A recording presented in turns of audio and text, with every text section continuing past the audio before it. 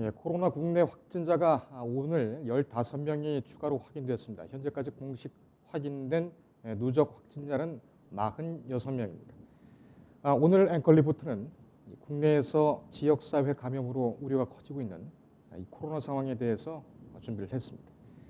이 지역사회 감염 확산이 시작되었다고 하는 이런 상황에서 이 가운데 대구에서 확인된 31번째 확진자의 행동이 주목이 되고 있습니다.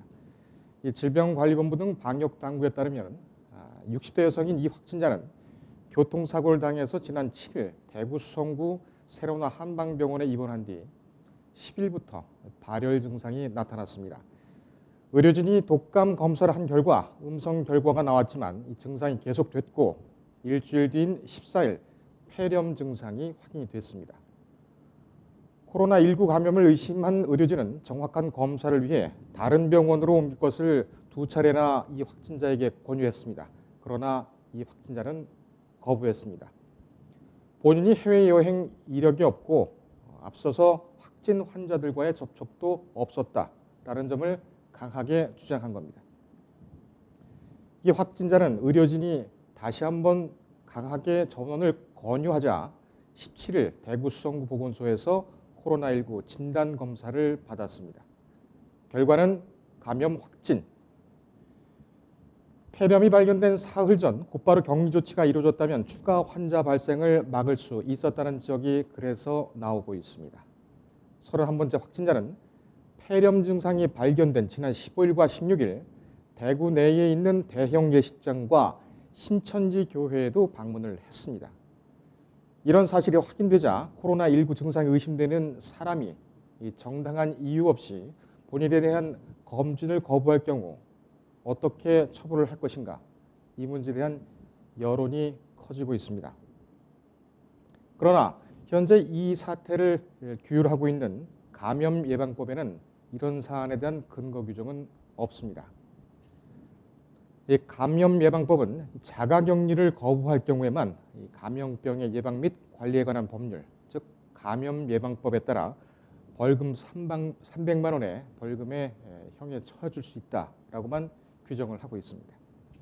이 보건당국이 지난 7일부터 실시하고 있는 개정된 코로나19 대응 지침을 보더라도 중국 방문력이 없거나 확진자 접촉력이 없는 사람도 원인 불명의 폐렴 증상이 있는 경우 의료진의 소견에 따라서만 검사를 실시할 수 있다라고만 돼 있을 뿐입니다.